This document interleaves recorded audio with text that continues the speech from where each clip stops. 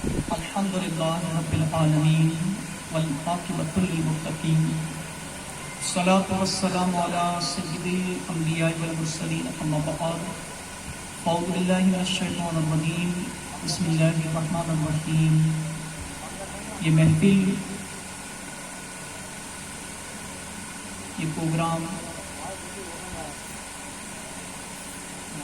Iqbal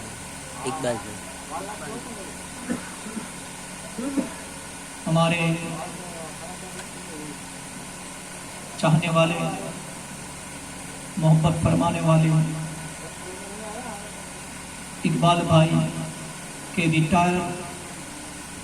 BCW نے سے اس خوشی کے موقع پر یہ محفل کا انعقاد کیا گیا ہے۔ دانگدرا کی سرزمین پر کامدار سنگ ہاؤسنگ بورڈ میں الحمدللہ یہ محفل خوشی کے موقع پر سجائی گئی، اور حقیقت میں اللہ آپ کو خوشی کا موقع دے، غمی کا موقع دے، آپ کے یہاں شادی کا پرسنگ ہو، موت میت کا پرسنگ ہو، جنم دن ہو، شادی کی سالگرہ ہو، نوکری ملے، جاب ملے، کوئی اچھا کاروبار شروع کرو، یا تو پھر اس کاروبار سے آپ کا ریٹائرمنٹ ہو، اب جب آپ کا وقت پورا ہو کہ بھی آپ کے 60 سال ہو گئے، ہماری ایک رول سے 30 سال تک انسان جاب کر سکتا ہے،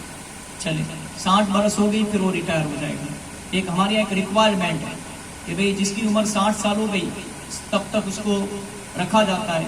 اب وہ 25 سال جاب کرتا ہے، نوکری کرتا ہے، کوئی 28 سال ہوتے، کسی کے 26 سال پورے ہوتے،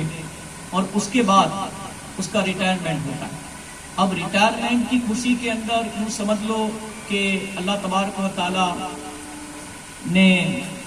ان کو یہ توفیق عطا فرمائی کہ بھئی میری ایک خواہش ہے کہ جب میرا ریٹائرمنٹ کا وقت آئے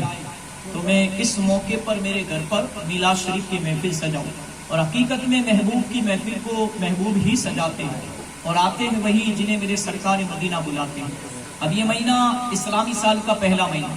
ماہ محرم الحرام، جو امام حسین 72 شہیدان کربلا کی یاد کو، جو قربانی کی یاد تازہ کرنے والا مہینہ ہے، کہ امام حسین اور 72 شہیدان کربلا نے قیامت تک ایسی قربانی دی کہ قیامت تک اسلام کو زندہ کر دیا۔ اس لیے تم کہتے ہیں کہ اسلام زندہ ہوتا ہے کربلا کے بعد۔ اب یہ اسلامی سال کا دوسرا مہینہ شروع ہو چکا، اور ابھی دوسرا چاند ہو چکا، ماہ سفر المظفر، ایک اسلامی سال کا دوسرا مہینہ۔ آئیے بیان شروع کرنے سے پہلے، نعت مصطفیٰ پڑھنے سے پہلے میں ضروری سمجھتا ہوں کہ حضور پر درود پاک میرے ساتھ مل کر پڑھیے صلی اللہ علیہ